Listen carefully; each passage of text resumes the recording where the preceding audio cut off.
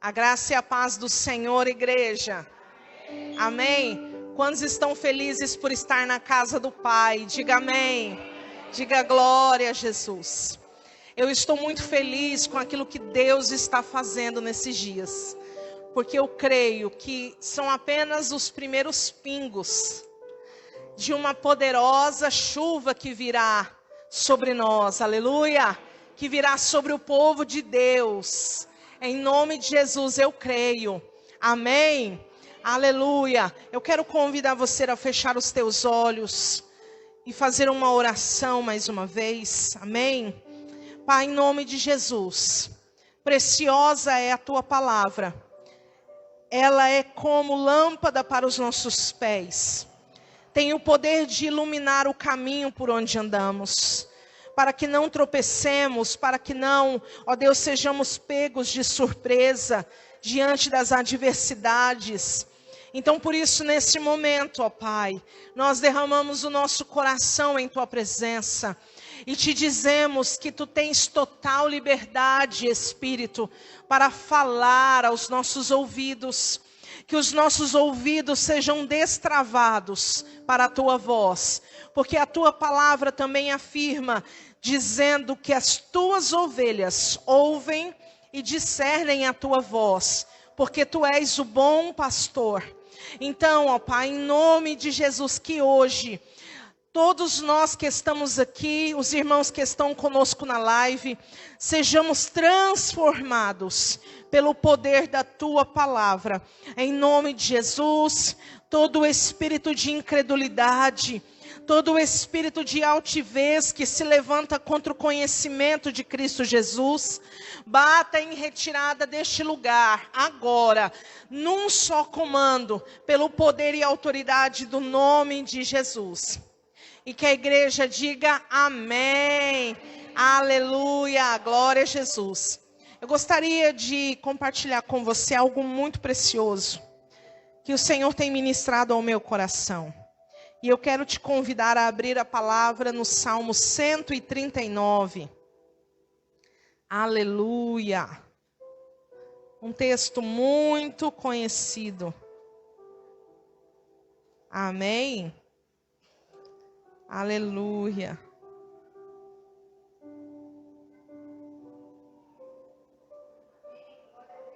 Pastor falando que gosta do frio, eu não gosto. Não, gente, eu não tenho roupa para isso. Ai, meu Deus. Salmo 139. Quantos acharam? Amém?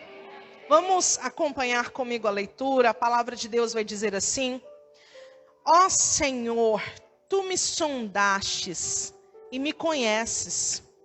Tu conheces o meu assentar, o meu levantar. De longe entendes o meu pensamento. Esquadrinhas o meu andar e o meu deitar. Conheces todos os meus caminhos.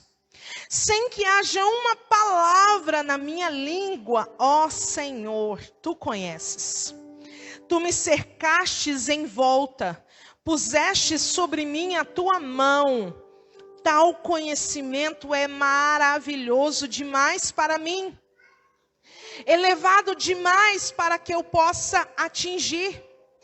Para onde me irei do Teu Espírito? Para onde fugirei da Tua face? Se subir ao céu, Tu aí estás.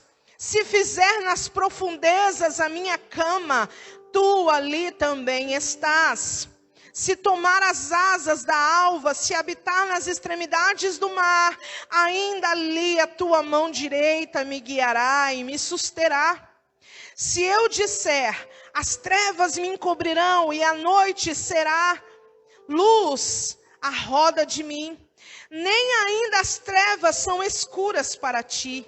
A noite resplandece como o dia, pois as trevas e a luz são para Ti a mesma coisa. Pois criaste o meu interior, entreteceste-me no ventre de minha mãe. Eu te louvo porque de um modo terrível e maravilhoso fui formado. Maravilhosas são as tuas obras, a minha alma o sabe muito bem. Os meus ossos não te foram encobertos, quando no oculto fui formado, quando fui entretecido nas profundezas da terra. Os teus olhos viram o meu corpo ainda informe. Todos os dias que foram ordenados para mim no teu livro foram escritos, quando nenhum deles havia ainda.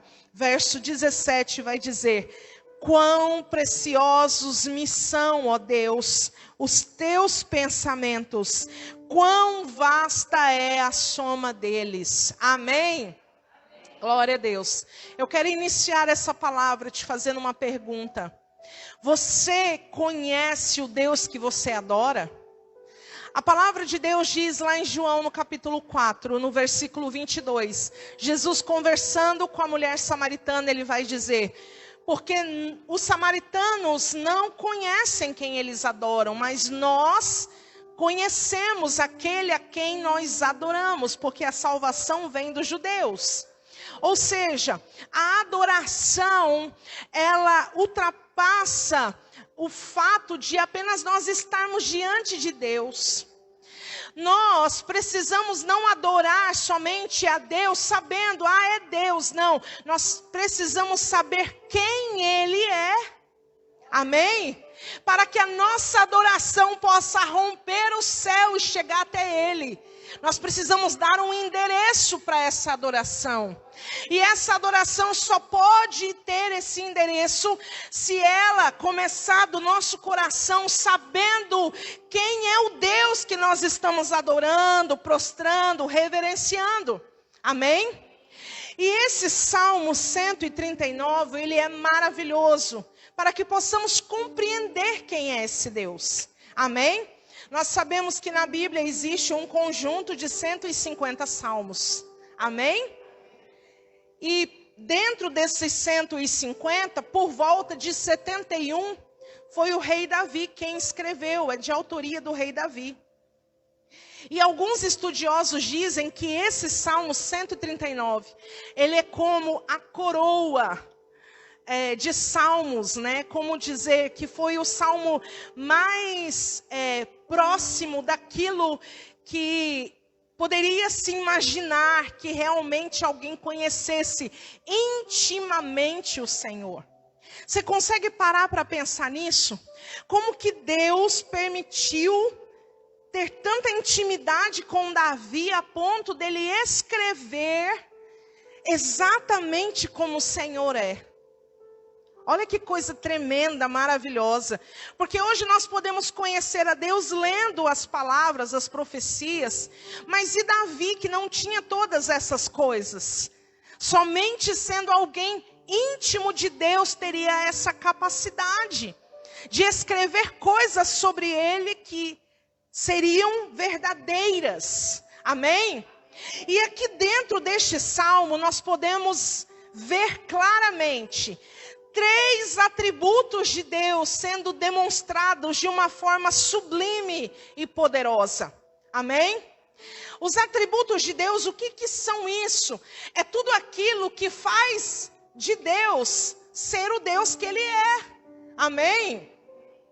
Glória a Deus. Então existem atributos comunicáveis que quando Ele faz o homem e a mulher, Ele comunica com eles algum desses atributos. Mas existem atributos incomunicáveis, que quer dizer que somente o Senhor Deus possui.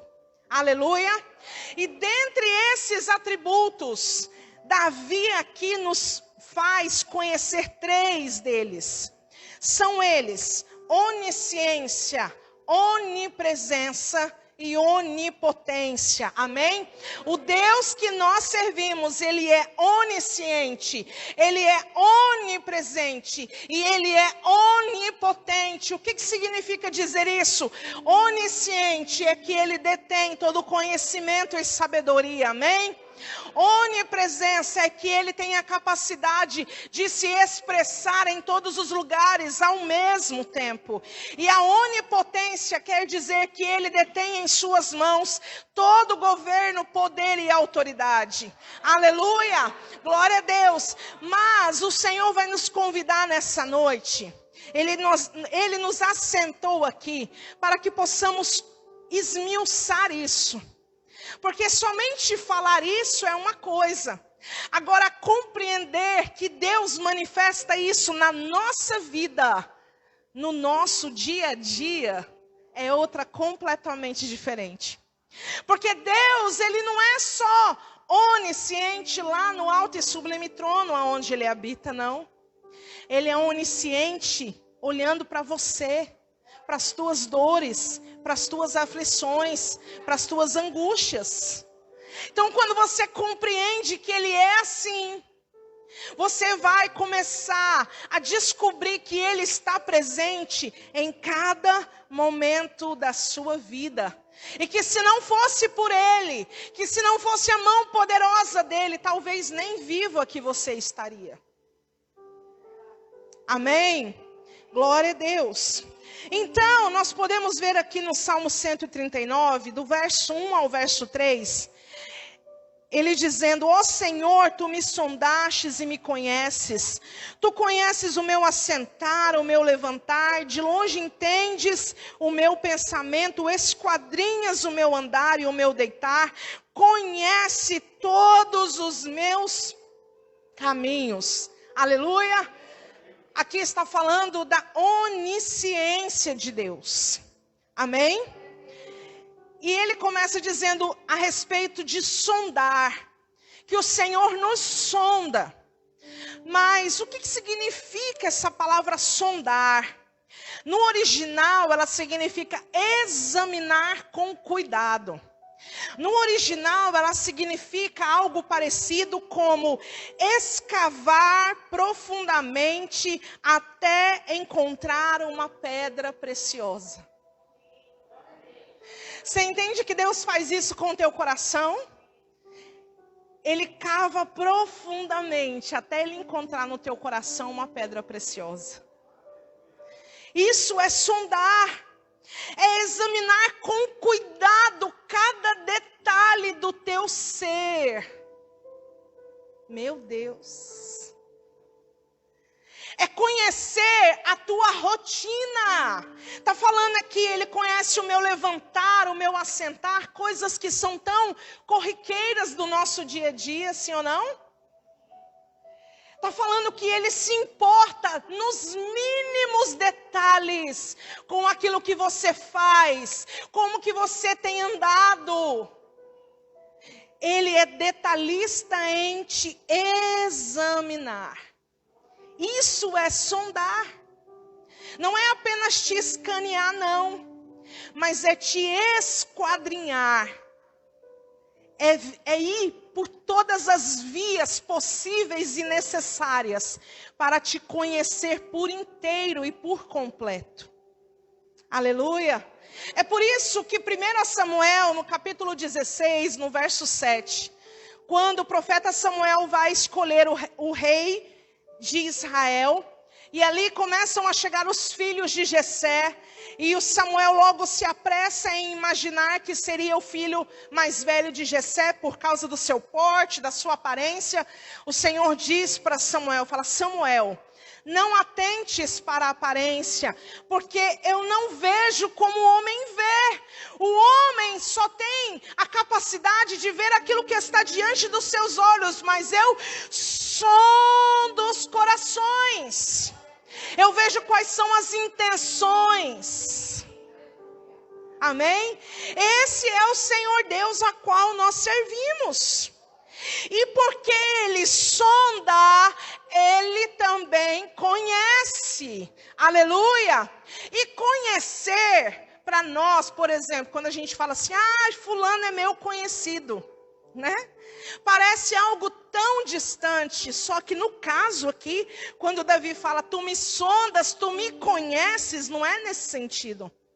O conhecer é o fato de Deus ter a nosso respeito não apenas uma opinião, mas é ter a nosso respeito uma constatação afirmativa ou negativa de quem realmente nós somos. Isso significa dizer que quando Deus fala algo a nosso respeito, não adianta ficar batendo boca com Ele. Não adianta ficar querendo se justificar. Ah, Deus, então é porque o Senhor sabe. Quando Deus falar algo para nós, Ele já tem uma constatação acerca daquilo, não é opinião. Amém? Porque Ele nos conhece. E porque Ele nos conhece, Ele sabe muito bem quem nós somos. E essa palavra que sabes, quando Ele fala que sabes, conheces os meus caminhos, algumas versões vai dizer sabe dos meus caminhos. Sabe o que significa isso? Compreender de maneira minuciosa, com exatidão, tudo sobre todos e sobre todas as coisas. Então o Senhor, Ele não é como, por exemplo, um computador que você vai fazer uma pesquisa e você coloca lá e ele começa a fazer uma varredura no sistema para procurar aquilo que você quer. Não. O Senhor tem diante dos olhos dele todos os dados possíveis e imaginários, com exatidão, acerca de tudo e de todos. Amém? É por isso que lá em Hebreus, no capítulo 4, no verso 13, vai dizer que todas as coisas estão nuas e patentes aos olhos do Senhor. Então, aquele que pensa estar fazendo algo achando que o Senhor não vê, é um tolo, se engana, porque Ele sabe e Ele vê todas as coisas. Amém? E dentro dessa onisciência de Deus, sabe o que existe nela? A presciência de Deus. O que significa a presciência de Deus? É que Ele sabe antecipadamente todas as coisas. No Salmo diz que ainda eu nem falei, a palavra nem chegou na minha língua. E tu, ó Senhor, já conheces o que eu vou dizer. Aí você entende por que lá em Lucas, no capítulo 7, no versículo 13, Jesus, está acontecendo o que ali, irmãos? Ele está indo a caminho de uma cidade chamada Naim. Quando ele entra pelas portas, ele vai encontrar como chama? Um velório, né? Um cortejo, isso, obrigada, glória a Deus. Um cortejo. E ali uma mãe que era viúva e tinha acabado de perder o seu único filho. Então você imagina o desespero dessa mulher. E a palavra de Deus vai dizer no versículo 13 que Jesus teve tamanha compaixão dela. E o que Ele vai dizer para ela é: mulher, não chore.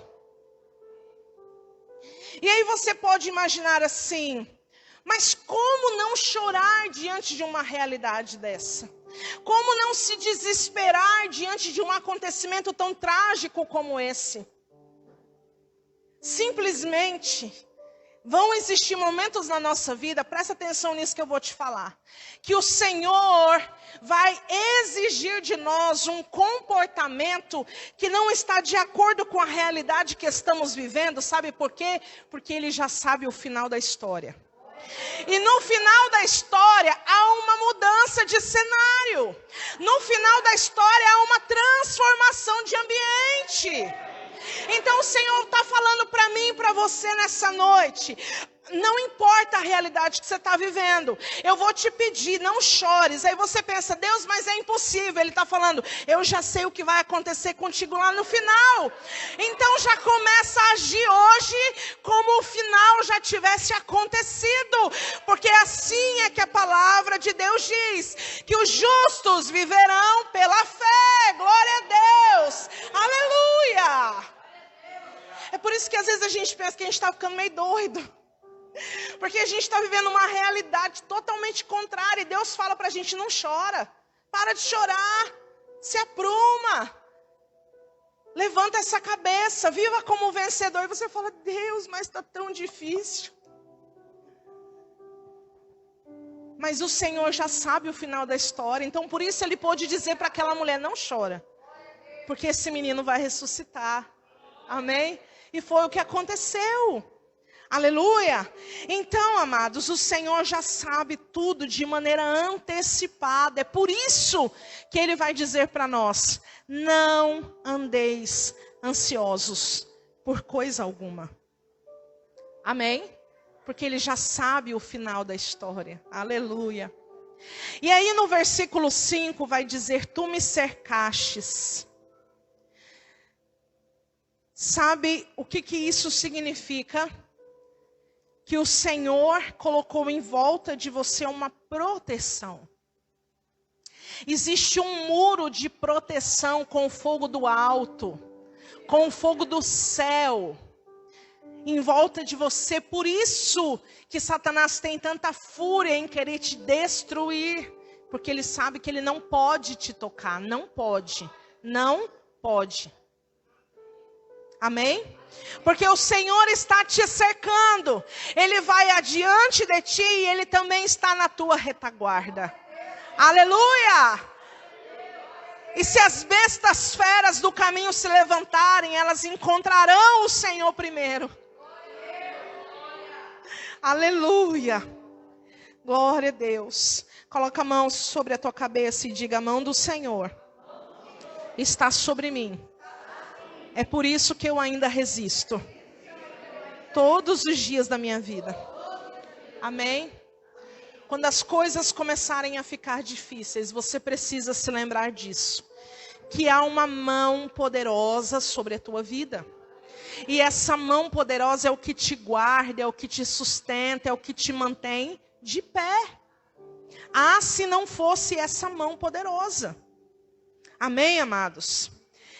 Aí, do versículo 7 ao versículo 13, fala da onipresença de Deus, porque ele diz, para onde eu irei do teu Espírito? Você já se fez essa pergunta? Quem aqui já brincou de esconde-esconde na infância? É ótimo, né? Na minha época, a gente ficava até 10 horas da noite na rua, brincando disso. Hoje não dá mais para fazer isso, né? Mas era muito legal. Né? E às vezes a gente se escondia tão bem escondido que nem a mãe da gente achava a gente. Ai, meu Deus. Mas o fato é, amados, que com Deus não dá para brincar de esconde-esconde. Porque Ele está em todos os lugares.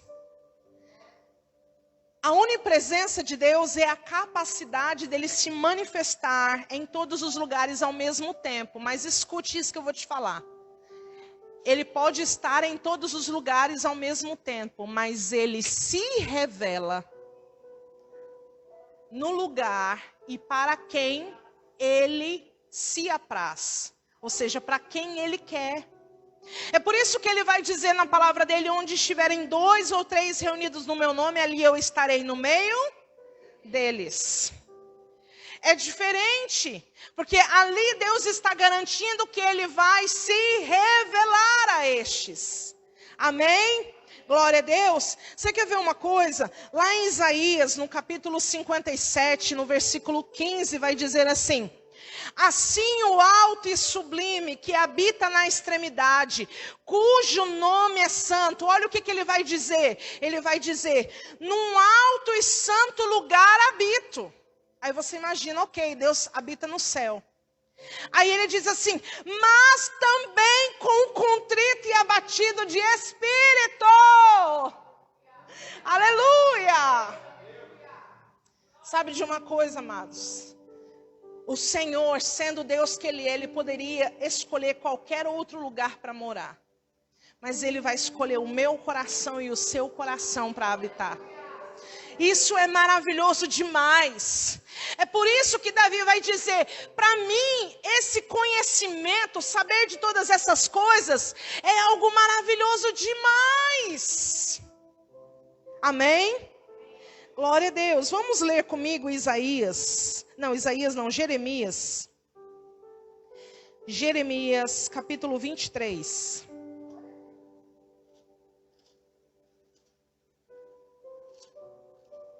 Jeremias, capítulo 23.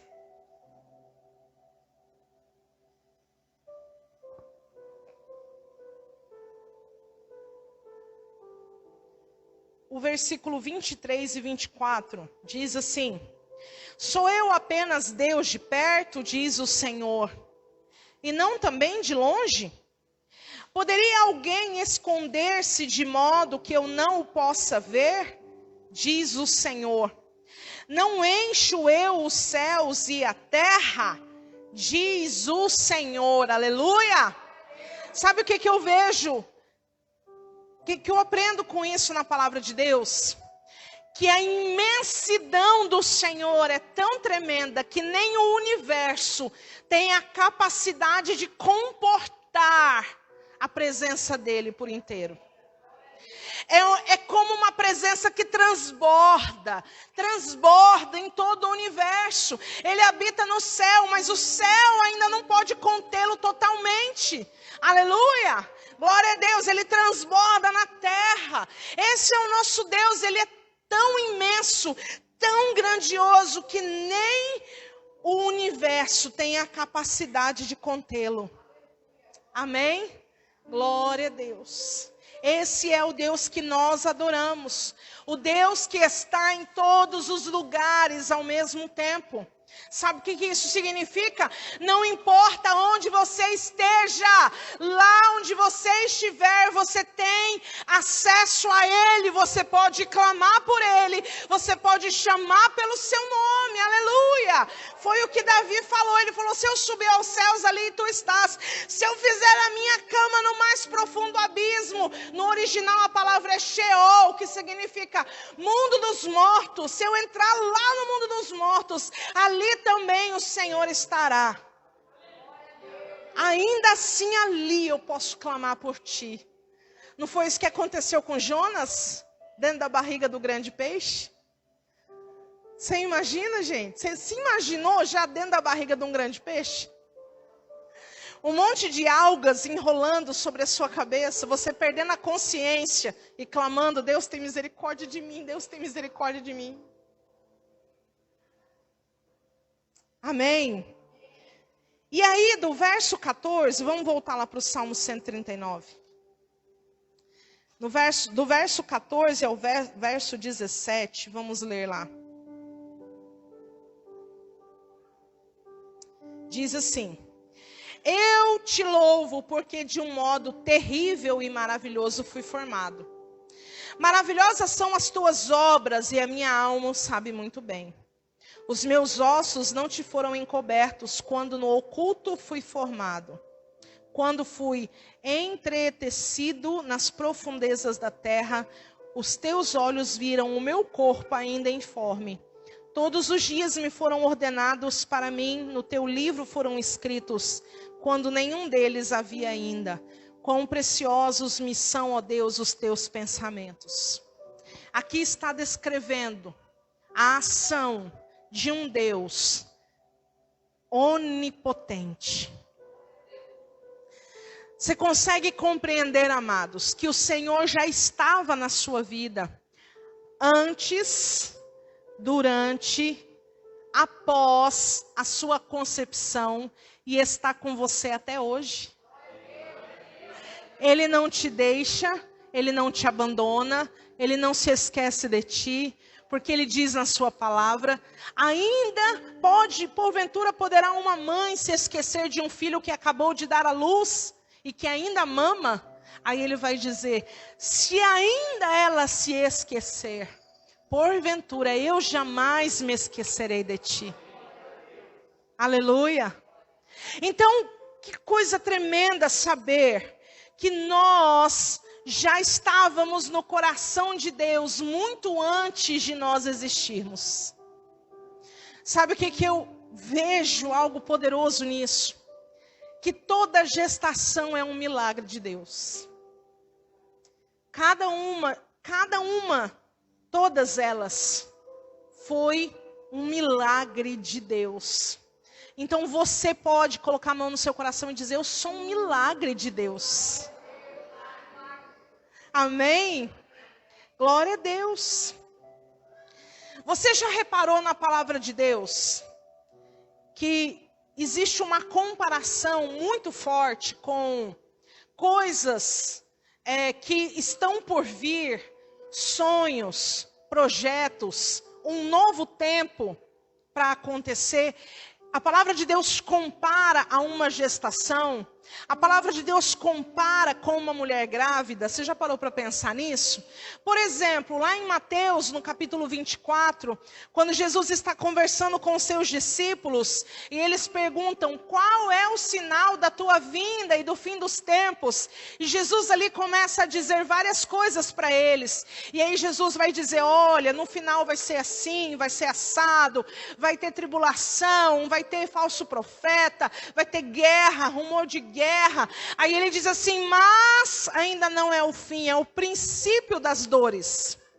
Esse princípio das dores está relacionado com a gestação de uma mulher, porque ela começa a perceber que está quase na hora de ter o bebê, quando ela começa a sentir as dores de parto.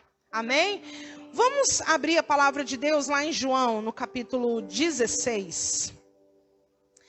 João, capítulo 16.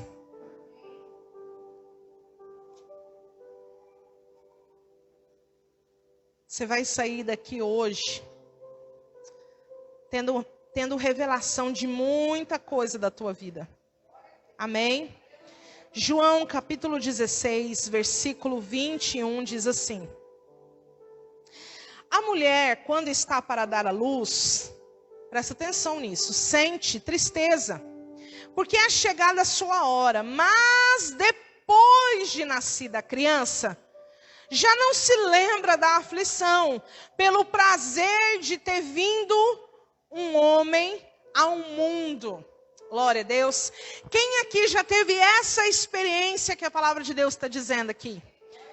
Aleluia. É algo tremendo e maravilhoso, sim ou não?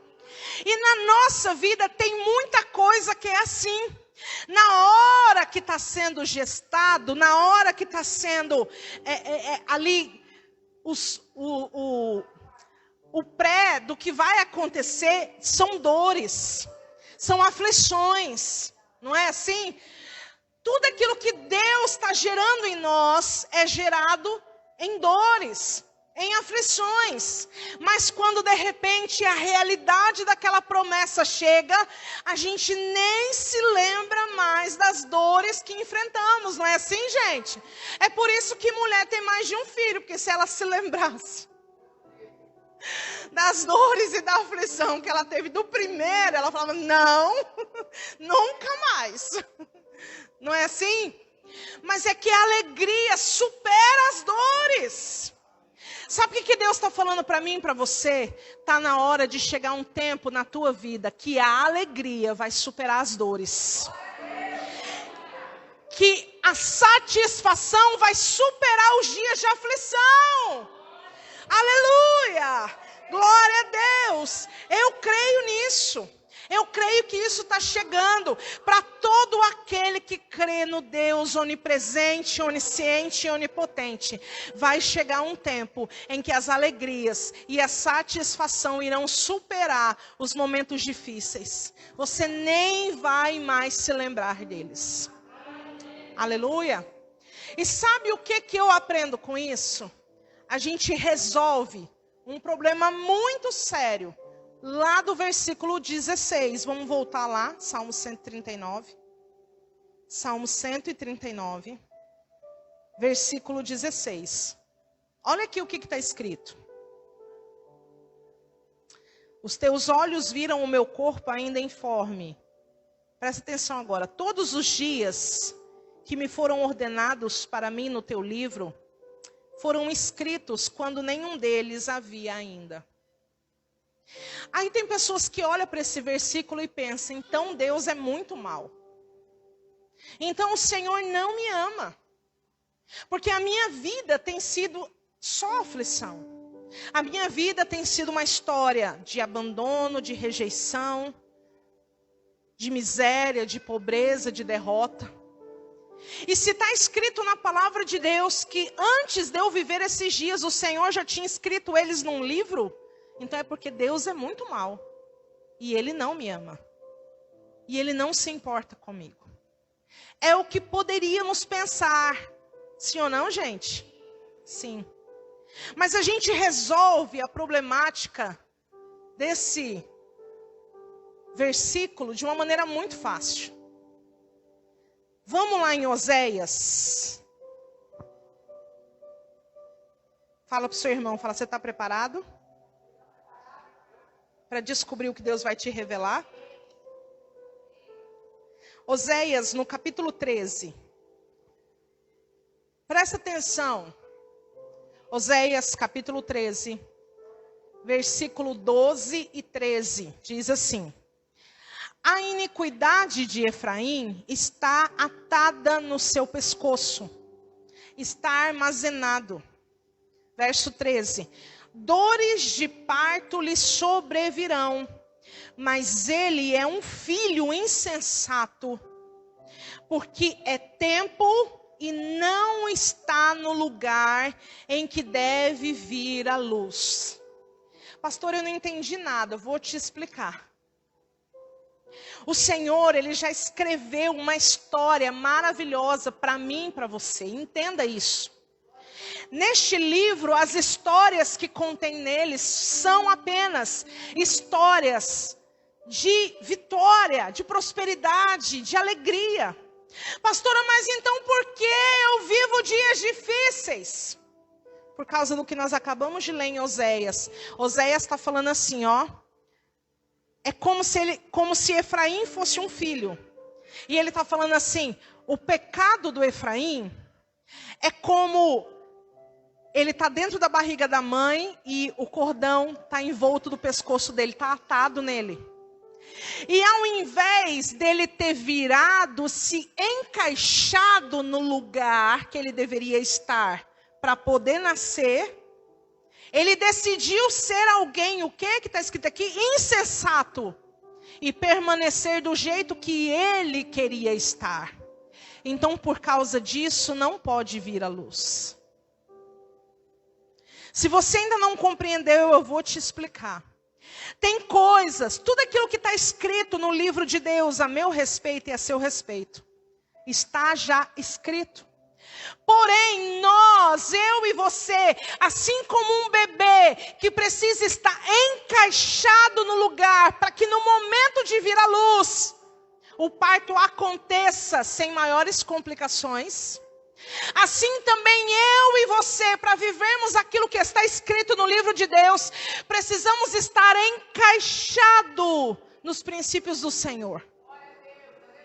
Porque então, quando o Senhor olhar para nós e nos ver encaixados naquilo que Ele deseja, então a luz virá. Então você vai nascer, os projetos vão acontecer, a promessa vai se cumprir. O problema é que na maioria das vezes nós estamos sendo filhos insensatos. Deus está nos conduzindo por um caminho e a gente está renitente. A gente está falando, não Deus, eu sei onde que é meu lugar, eu sei o que eu tenho que fazer. Não Senhor, é do meu jeito. E aí é por isso que vem os dias de dor e aflição, porque Ele quer te encaixar. Ele quer te virar. Ele quer te moldar lá dentro da barriga que está sendo gerado, a tua promessa, o teu milagre, para você estar encaixado no novo tempo que Deus prometeu para você. Quantos entenderam? Então a problemática não está naquilo que Deus já determinou a nosso respeito. A problemática está no fato de nós não estarmos encaixados nisso. Porque quando nós decidimos nos encaixar naquilo que Deus já estabeleceu, meu irmão e minha irmã, não tem demônio que impeça a nossa bênção. Não tem inferno inteiro que resista a bênção de Deus de chegar até nós. Amém? Eu creio nisso. E para a gente poder encerrar, vamos voltar lá no Salmo 139. Fala para o seu irmão, você só precisa estar encaixado. Eita, meu Deus. Jesus amado.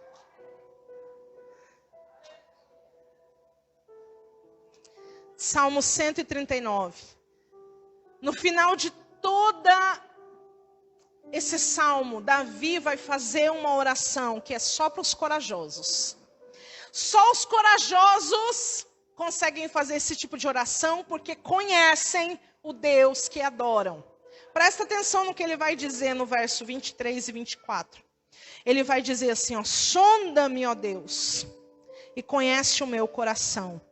Prova-me e conhece os meus pensamentos. Vê se há em mim algum caminho mau e guia-me pelo caminho eterno. Meu Deus. Ele está dizendo, sonda-me, prova-me, guia-me. Como que isso é forte? Porque ele está falando assim, pode sondar Deus.